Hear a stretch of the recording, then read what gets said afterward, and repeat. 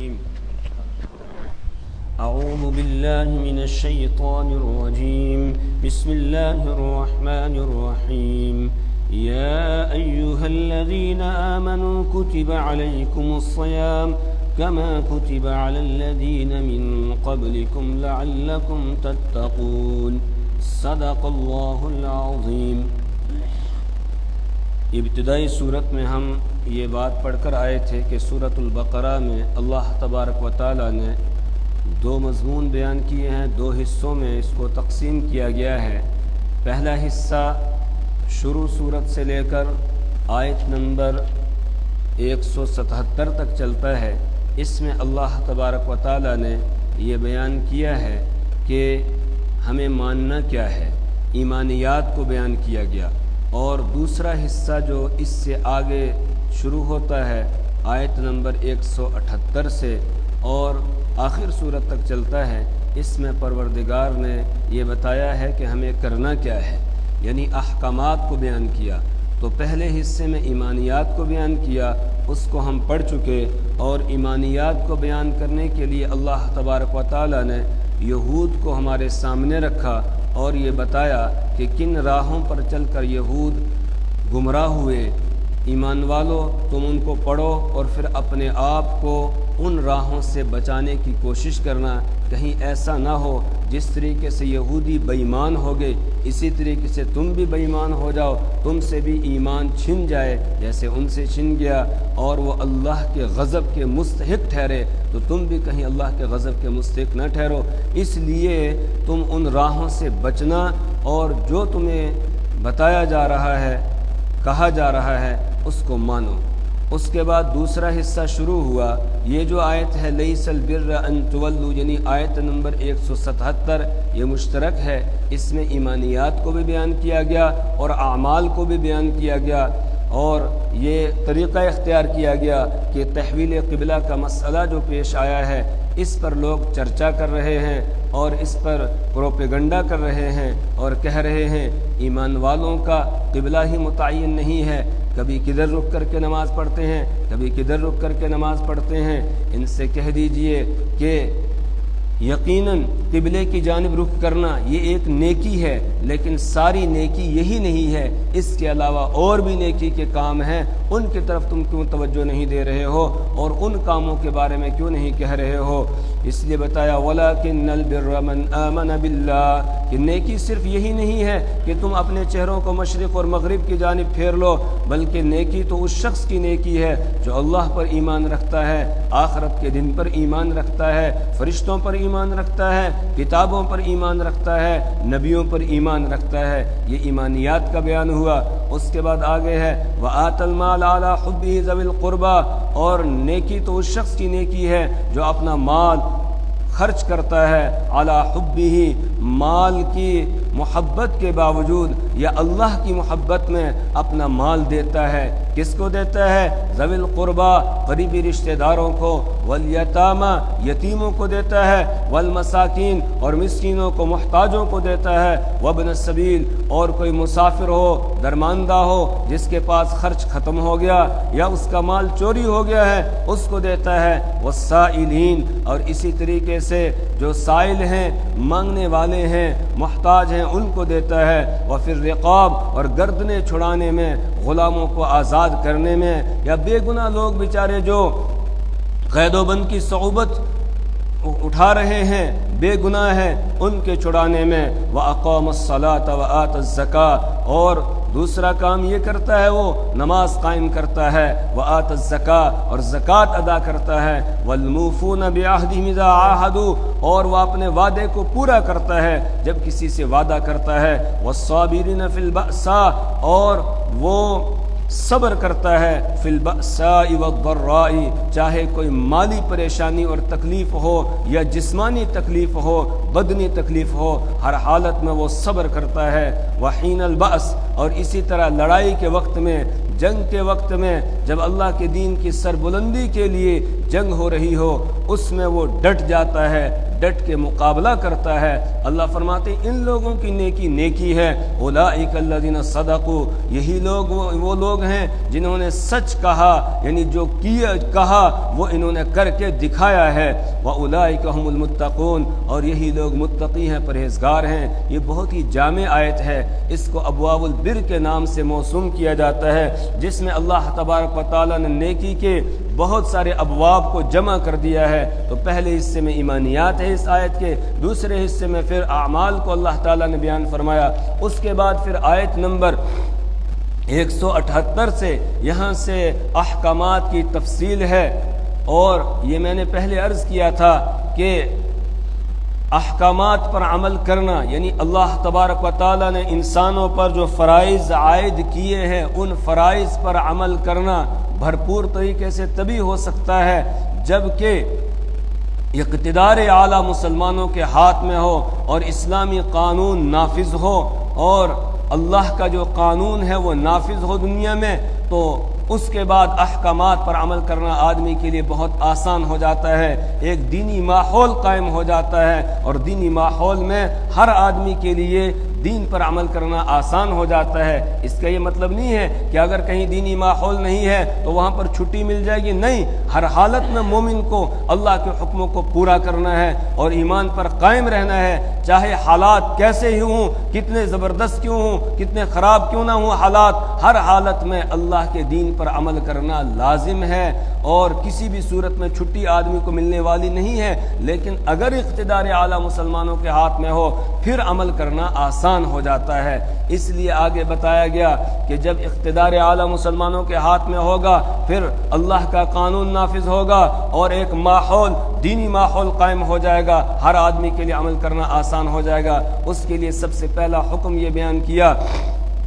کہ زمانہ جاہلیت کے اندر قتل و غارت گری عام تھی، جو جس کو جس طریقے سے چاہتا مار ڈالتا تھا، اور کوئی ان کے یہاں اس کا قانون نہیں تھا۔ اگر کسی ایک خاندان کے آدمی نے دوسرے خاندان کے کسی آدمی کو مار ڈالا، قتل کر دیا، تو اب اس کے لیے کوئی ضابطہ اور قانون نہیں تھا۔ یہ دیکھا جاتا تھا کہ جو مقتول ہے وہ کس خاندان کا ہے، اگر وہ کسی اعلیٰ خاندان کا ہوتا تو پھر جو قاتل ہے اس قاتل کے خاندان کے کئی لوگوں کو اس کی وجہ سے مار دیا جاتا تھا، جو بے قصور ہوتے تھے ان کو بھی قتل کر دیا جاتا تھا، کوئی قانون نہیں تھا۔ کبھی ایسا ہوتا کہ کسی ایک غلام نے کسی آزاد کو قتل کر دیا تو پھر اس کے بدلے میں کئی غلاموں کو قتل کر دیا جاتا تھا، بے قصور لوگوں کو قتل کر دیا جاتا تھا۔ اس طریقے سے کوئی قانون ان کے یہاں نہیں تھا۔ پروردگار نے یہ بتایا کہ نہیں، قتل کے اندر برابری ہوگی، اگر کسی نے کسی کو ناحق قتل کیا ہے تو پھر قاتل ہی کو قتل کیا جائے گا، اس کے علاوہ کسی اور کو قتل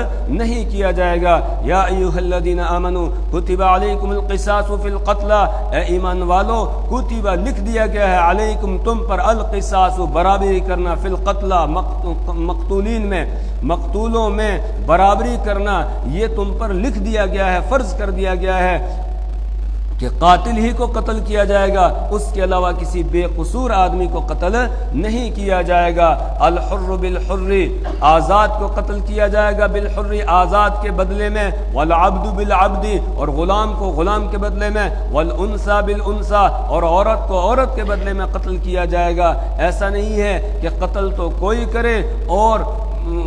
اس کے قاتل کو چھوڑ دیا جائے اور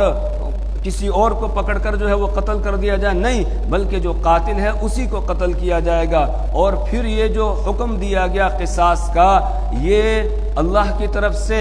کوئی فوجداری جو ہے وہ حکم نہیں ہے، بلکہ ایک دیوانی حکم ہے، دیوانی معاملہ ہوگا قصاص کا، کہ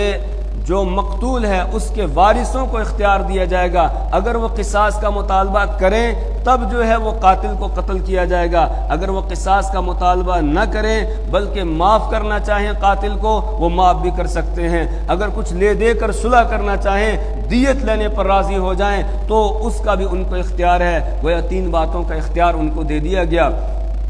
آج دنیا کے اندر جو قانون ہے قتل کا وہ یہ ہے کہ قاتل کو قتل کیا جائے، یا یہ کہ اس کو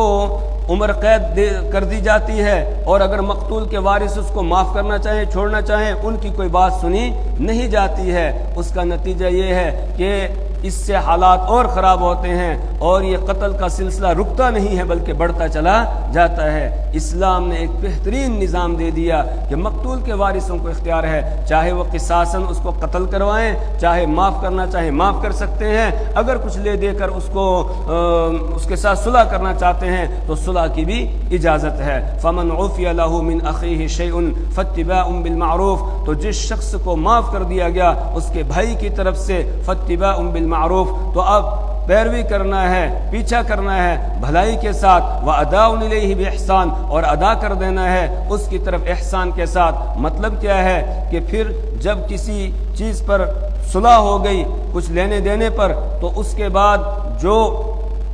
مقتول کے وارث ہیں وہ مطالبہ کرنے میں زیادہ سختی نہیں کریں گے۔ اسی طریقے سے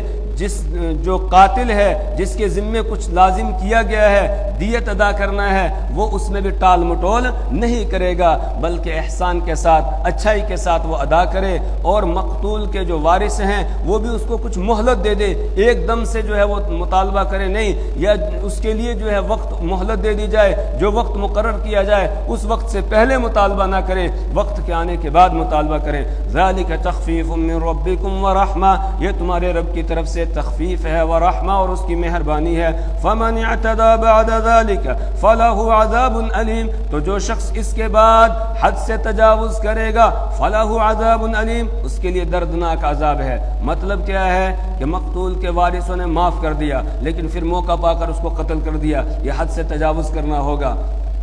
یا اسی طریقے سے صلح ہو گئی کسی چیز پر کہ اتنا یہ ادا کرے گا، اب اس کے بعد جو ہے وہ اس سے زیادہ کا مطالبہ کرنے لگ گئے، یا یہ کہ تاریخ مقرر کی گئی تھی کہ فلانی تاریخ میں یہ ادا کرے گا، مہلت دے دی گئی اس کو، لیکن پھر مہلت سے پہلے ہی اس سے مطالبہ کر رہے ہیں، تو یہ حد سے تجاوز کرنا ہوگا۔ یا اسی طریقے سے جو قاتل ہے اس کے ساتھ صلح ہو گئی اور صلح کے بعد پھر وہ اس میں ٹال مٹول کرتا ہے، اور جو مقرر کی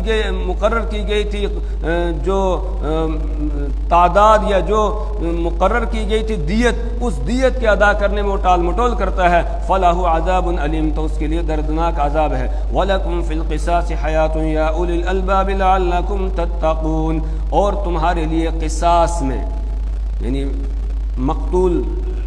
کا جو قصاص لیا جائے گا، اس قصاص میں حیات زندگی ہے، یا اولی الالباب، اے عقل والو، لعلکم تتقون، تاکہ تم بچ سکو، تاکہ تم پرہیزگار بن جاؤ اور تم بچ سکو۔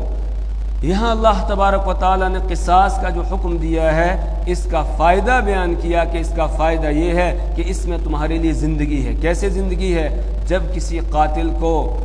برسر عام سب کے سامنے قتل کیا جائے گا تو جتنے لوگ دیکھنے والے ہوں گے، جن کو پتہ چلے گا، ان میں سے کوئی بھی پھر دوبارہ کسی کو قتل کرنے کی ہمت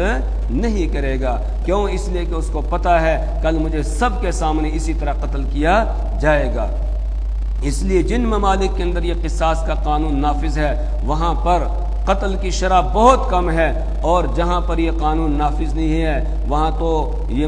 سلسلہ بڑھتا ہی چلا جاتا ہے، اس میں کوئی کمی نہیں آتی ہے۔ کتب علیکم اذا حضر احدکم الموت، دوسرا حکم دیا گیا مال کے بارے میں کہ جب کسی کی موت کا وقت آ جائے تو پھر وہ اپنے مال کے بارے میں وصیت کرے۔ وصیت کرنا اس پر فرض کر دیا گیا ہے۔ میں نے پہلے عرض کیا تھا کہ یہ حکم پہلے تھا ابتدائی اسلام میں، بعد میں جب وراثت کے احکامات آ گئے تو اب یہ وصیت والا حکم جو تھا یہ منسوخ ہو گیا، اور اب جن وارثوں کے حصے شریعت نے مقرر کر دیے ہیں ان وارثوں کے لیے وصیت نہیں ہو سکتی ہے۔ ہاں اگر کوئی ایسا وارث ہے کہ جس کا حصہ نہیں اس کو مل رہا ہے، یعنی شریعت کی طرف سے اس کو حصہ نہیں ہے، اس کے لیے وصیت کوئی کرنا چاہتا ہے تو وصیت کر سکتا ہے۔ اسی طریقے سے کسی اور دینی کام کے لیے وصیت کرنا چاہے تو کر سکتا ہے، البتہ اس کے لیے ایک ضابطہ ہے کہ تہائی مال یا اس سے کم کی وصیت کر سکتا ہے، تہائی مال سے زیادہ کی وصیت کرنا جائز نہیں ہے۔ کتب علیکم اذا حضر احدکم الموت، تم پر فرض کر دیا گیا اذا حضر، جب حاضر ہو جائے احدکم تم میں سے کسی کو الموت موت، ان ترک خیرا، اگر وہ چھوڑ دے مال، الوصیت وصیت کرنا یہ لکھ دیا گیا ہے، فرض کر دیا گیا ہے، للوالدین والدین کے لیے۔ ابھی وراثت کے احکام نہیں آئے تھے تو اس لیے بیٹے پر لازم تھا کہ اگر اس کی موت کا وقت قریب آ جائے تو والدین کے لیے وصیت کر دے کہ والدہ کو اتنا حصہ میرے مال میں سے دیا جائے، میرے والد کو اتنا حصہ دیا جائے، والدہ کو اتنا دیا جائے، والاقربین اور قریبی رشتہ داروں کے لیے بالمعروف بھلائی کے ساتھ، یعنی اس میں کوئی کسی کے ساتھ زیادتی اور ظلم نہیں ہونا چاہیے، بھلائی کے ساتھ قاعدے کے موافق وہ وصیت کرے، بیٹے کے لیے اتنی، بہن کے لیے اتنا، اسی طریقے سے بھائی کے لیے اتنا مال دے دیا جائے، اس کی وصیت وہ کر سکتا تھا۔ حقا علی المتقین، یہ لازمی حق ہے متقیوں پر، پرہیزگاروں پر۔ پہلے یہ حکم تھا لیکن بعد میں جب وراثت کے احکامات آ گئے اب یہ حکم باقی نہیں رہا، لیکن اب بھی وصیت کا حکم جو ہے وہ باقی ہے، لیکن رشتہ داروں کے لیے لا وصیت للوارث، وارث کے لیے نہیں، اس کے علاوہ جس کو وراثت میں سے حصہ نہیں مل رہا ہے اس کے لیے وصیت کرنا چاہے تو کر سکتا ہے۔ جیسے مثال کے طور پر اولاد کی موجودگی میں، بیٹوں کی موجودگی میں پوتے کو دادے کی وراثت میں سے حصہ نہیں ملتا ہے، بیٹوں کی موجودگی میں پوتوں کو دادے کی وراثت میں سے حصہ نہیں ملتا ہے۔ اب کسی کے بیٹے کا انتقال ہو گیا، اس کے بچے ہیں اور اس کے دوسرے بیٹے بھی ہیں، تو ان بیٹوں کی موجودگی میں ان پوتوں کو تو دادے کی وراثت میں سے حصہ نہیں ملے گا، تو دادا ان کے لیے وصیت کرنا چاہے تو وصیت کر سکتا ہے۔ اسی طریقے سے اپنی بیوہ بہو کے لیے وہ کوئی وصیت کرنا چاہے تو وصیت کر سکتا ہے، البتہ وہ قانون یاد رہے کہ تہائی مال یا اس سے کم کی وصیت کر سکتا ہے، اس سے زیادہ کی وصیت نہیں کر سکتا ہے۔ فمن بدله بعدما سمعه فانما اسمه على الذين يبدلون، فمن بدله تو جو شخص وصیت کو بدل ڈالے گا بعدما سمعه اس کے سننے کے بعد، جو وصی تھا جس کو وصیت کی گئی ہے تو وہ اب وصیت میں کوئی تبدیلی اپنی طرف سے کرتا ہے، فانما اسمه على الذين يبدلون تو بے شک اس کا گناہ ہوگا علی الذین ان لوگوں پر یبدلونہ جو وصیت کو بدلیں گے۔ وصیت کی اس نے کہ میرے مال میں سے تہائی مال فلاں مدرسے میں دے دیا جائے، فلانی مسجد میں دے دیا جائے یا فلاں غریب کو دے دیا جائے۔ اب جس کو وصیت کی تھی یا جو اس کے وارث ہے انہوں نے وصیت کو بدل دیا کہ فلاں مدرسے میں کیا ضرورت ہے دینے کی، ہم تو اس سے فلانا دوسرا کوئی کام کریں گے یا فلانی جگہ دے دیں گے، ایسا کریں گے ویسا کریں گے، اس میں کوئی تبدیلی کرتے ہیں تو تبدیلی کا ان کو حق نہیں ہوگا۔ ان اللہ سمیع علیم، بے شک اللہ تبارک و تعالیٰ سننے والا ہے، جاننے والا ہے۔ فمن خاف من موص جنفا او اثما فاصلح بینہم فلا اثم علیہ ان اللہ غفور رحیم۔ یہ بتایا گیا جو وصیت میں تبدیلی کرے گا تو اس کا گناہ تبدیلی کرنے پر لازم ہو جائے گا۔ اب آدمی ڈر گیا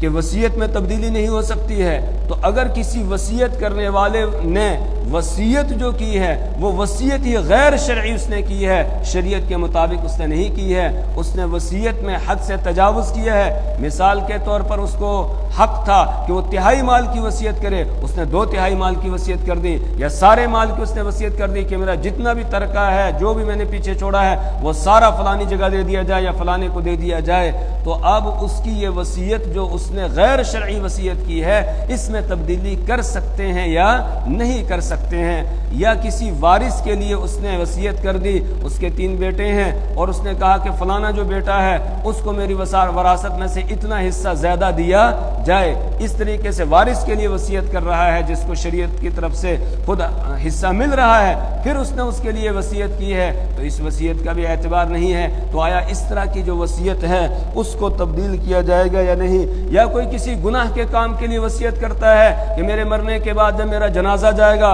اس کے ساتھ رنڈیوں کو نچوایا جائے، گانے والی عورتیں لائی جائیں جو گانا گا گا کر جو ہے مجھے لے کر پھر آخری میری رسم ادا کر کے مجھے قبر تک پہنچایا جائے، اس طرح کی وصیت بھی بہت سارے لوگ کر جاتے ہیں۔ اس طرح گناہ کے کام کی وصیت کی ہے تو اس کو نافذ کیا جائے گا یا نہیں، اس میں تبدیلی کی جائے گی یا نہیں؟ تو پروردگار یہ فرماتے ہیں کہ فمن خاف من موص جنفا او اثما فاصلح بینہم، تو جو شخص وصیت کرنے والے سے اندیشہ کرتا ہے اس بات جنفن او اسمن زیادتی کرنے کا کہ اس نے وصیت جو کی ہے وہ گناہ کی کام کی وصیت کی ہے، فَأَصْلَحَ بَيْنَهُمْ، پھر وہ اصلاح کر دیتا ہے ان کے درمیان، یعنی اس کی وصیت کو درست کر دیتا ہے، گناہ والی جو وصیت ہے اس کو وہ نافذ نہیں کرتا ہے، تبدیلی کر کے اس نے کہا تھا سارا مال دے دیا جائے، اس نے صرف تہائی ہی دیا، 2/3 نہیں دیا، اس میں اصلاح کی، تو یہ جو تبدیلی ہے اس تبدیلی کی وجہ سے یہ گناہگار ہوگا کہ نہیں؟ تو اللہ فرماتے ہیں فلا اسم علیہ، اس پر کوئی گناہ نہیں ہوگا۔ ان اللہ غفور الرحیم، بے شک اللہ تعالیٰ بہت بخشنے والا رحم فرمانے والا ہے۔ یا کسی نے گناہ کے کام کی وصیت کی تھی کہ فلانی جگہ جو ہے وہ فلانے کام کے لیے میرا یہ پیسہ دے دینا، لگا دینا، تو اس وصیت کو اس نے بدل دیا، اس کا حق ہے بدلنے کا، اس پر کوئی گناہ نہیں ہوگا، بلکہ اس وصیت کو بدلنا لازم ہے، اس کو اسی طرح نافذ کرنا یہ درست نہیں ہوگا۔ یہاں تک تو ہم پہلے پڑھ چکے تھے، یہ پچھلے والا سبق بعض حضرات کہہ رہے تھے اس کو دہرایا جائے، اس لیے میں نے مختصر انداز میں اس کو دہرا دیا۔ اصل یہاں سے آج کا سبق ہے، آج کا درس ہے، یا ایھا الذین آمنوا کتب علیکم الصیام کما کتب علی الذین من قبلکم لعلکم تتقون، اے وہ لوگوں جو ایمان لائے ہو، کتب علیکم الصیام، تم پر روزوں کو فرض کر دیا گیا ہے، کما کتب علی الذین من قبلکم، جیسا کہ روزے فرض کر دیے گئے تھے ان لوگوں پر جو تم سے پہلے گزرے ہیں، لعلکم تتقون، تاکہ تم متقی بن جاؤ، پرہیزگار بن جاؤ۔ ابھی ہم پیچھے رمضان کے روزے رکھ کر آئے ہیں، ان روزوں کی فرضیت کا حکم اسی آیت سے ثابت ہے، پروردگار نے یہ حکم دیا کہ ایمان والو تم پر روزے فرض کر دیے گئے جیسے کہ تم سے پہلے لوگوں پر روزے فرض کیے گئے تھے، یعنی یہ کوئی تمہارے لیے حکم نہیں ہے، جو پہلی شریعتیں ہیں ان میں بھی روزہ فرض رہا ہے، اگرچہ روزے کی جو تفصیل ہے، کیفیت ہے، اس میں فرق ہو سکتا ہے، لیکن روزے ان پر بھی فرض کیے گئے تھے اور تم پر بھی فرض کیے جا رہے ہیں، اس لیے تم پر یہ کوئی زیادہ بھاری حکم نہیں ہونا چاہیے، اس لیے کہ پہلے لوگوں پر بھی فرض کیے گئے۔ لعلکم تتقون، روزے کا مقصد کیا ہے؟ تاکہ تم متقی بن جاؤ، پرہیزگار بن جاؤ، تمہارے اندر صفت تقوی پیدا ہو جائے۔ صفت تقوی کیسے پیدا ہوگی؟ تقوی کا مفہوم کیا ہے؟ تقوی کا مفہوم یہ ہے کہ آدمی ان تمام احکامات کو بجا لائے جن کے کرنے کا اللہ نے حکم دیا ہے، اور ان تمام باتوں سے اور کاموں سے اپنے آپ کو روک لے، ان سے بچے جن سے اللہ تعالیٰ نے منع کیا ہے، یعنی اوامر کو ادا کرے اور منہیات سے بچے، اسی کا نام تقوی ہے۔ اور روزے کے ذریعہ سے یہی تقوی لانا مقصد ہے۔ کس طریقے سے تقوی آئے گا؟ صبح صادق کے وقت سے لے کر اور غروب آفتاب تک ہم کھانے پینے سے رک جاتے ہیں، بہت ساری حلال چیزیں تھیں، ان حلال چیزوں کو چھوڑ دیتے ہیں، کیوں؟ اللہ کے حکم پر، کھانا چھوڑ دیتے ہیں، پینا چھوڑ دیتے ہیں، اسی طریقے سے بیوی کے ساتھ خواہشات ہے اس کو چھوڑ دیتے ہیں۔ تو جس طریقے سے اللہ کے حکم پر، کہ اللہ نے حکم دے دیا بس سحری کا وقت ختم ہوا، اب تم نہ کھا سکتے ہو نہ پی سکتے ہو، ہم نے کھانا بھی چھوڑ دیا، پینا بھی چھوڑ دیا، کب تک؟ غروب آفتاب تک۔ جیسے سورج غروب ہوگا اس کے بعد اجازت مل گئی، اب اگر تاخیر کریں گے کھانے میں تو گناہ گار ہو جائیں گے، اب فوراً روزہ افطار کرنا ہے۔ تو دن بھر ہم کھانے پینے سے رکے رہے، کیوں؟ اللہ نے حکم دیا۔ پروردگار اس روزے کے ذریعہ سے ہمیں یہ تعلیم دے رہا ہے کہ جس طریقے سے صبح سے شام تک تم نے اللہ کے حکم کو پورا کیا، کھانے پینے سے تم رکے رہے، اسی طریقے سے تمہاری 24 گھنٹے کی جو زندگی ہے اس کا بھی ایک روزہ ہے، تمہاری جتنی بھی زندگی ہے، حیات ہے، مدت حیات، اس کا بھی ایک روزہ ہے۔ وہ کیا ہے؟ کہ اللہ نے بہت ساری باتوں سے تمہیں منع کیا ہے، جس طرح یہاں تم نے کھانا پینا اللہ کے حکم سے چھوڑ دیا، اسی طرح ان کاموں کو بھی چھوڑ دو، جھوٹ کو چھوڑ دو، غیبت کو چھوڑ دو، سود خوری کو چھوڑ دو، بدکاری کو، بد نظری کو، اور جتنے بھی گناہ کے کام ہیں ان تمام کاموں کو تم چھوڑ دو، اس لیے کہ ان کے چھوڑنے کا اللہ نے حکم دیا ہے۔ جیسے یہاں کھانے پینے کو چھوڑ دیا، اسی طرح ان کاموں کو بھی تم چھوڑ دو۔ اور پھر ساتھ ہی روزے کے بارے میں یہ بیان کر دیا کہ جب روزہ رکھ لیا اس کے بعد ایسا نہیں ہے کہ کھانا پینا تو چھوڑ دیا اور باقی گناہ کے کام آدمی کرتا رہا، نہیں۔ بخاری شریف کے اندر روایت ہے، اللہ کے رسول صلی اللہ علیہ وسلم نے ارشاد فرمایا، من لم یدع قول الزور، جو آدمی جھوٹ بولنا نہ چھوڑے، اور والعمل به، یعنی زبانی طور پر جھوٹ بولنا بھی نہ چھوڑے، عملی طور پر جھوٹ بولنا اس کو بھی نہ چھوڑے، اس کو نہیں چھوڑتا ہے، تو فلیس للہ حاجۃ فی ان یدع طعامہ وشرابہ، تو پھر اللہ کو کوئی ضرورت نہیں ہے کہ وہ کھانا پینا چھوڑ دے، یعنی اس کے روزے کا کوئی مقصد نہیں ہے، اس کا روزہ اللہ کے یہاں قابل قبول نہیں ہوگا۔ روزہ تو اسی کا قابل قبول ہوگا جو سارے گناہوں سے اپنے آپ کو بچائے گا۔ تو جس طرح روزے کی حالت میں گناہوں سے اپنے آپ کو بچا رہا ہے، اسی طریقے سے روزے کے علاوہ بھی زندگی کے جو لمحات ہیں ان میں بھی اپنے آپ کو گناہوں سے بچائے۔ یہ مشق گویا روزے کے اندر کرائی جاتی ہے۔ تو اس لیے اللہ نے فرمایا روزہ اس لیے فرض کیا گیا لعلکم تتقون، تاکہ تم متقی بن جاؤ، پرہیزگار بن جاؤ۔ اللہ سے دعا کریں اللہ تبارک و تعالی ہمیں صفت تقوی عطا فرمائے، اللہ اپنے تمام احکامات کو پورا کرنے کی ہمیں توفیق عطا فرمائے، اور ہر برائی سے ہمیں اور ہماری نسلوں کو بچنے کی توفیق عطا فرمائے۔ سبحان اللہ وبحمدہ، سبحانک اللہم وبحمدک، ونشہد ان لا الہ الا انت ونستغفرک ونتوب الیک۔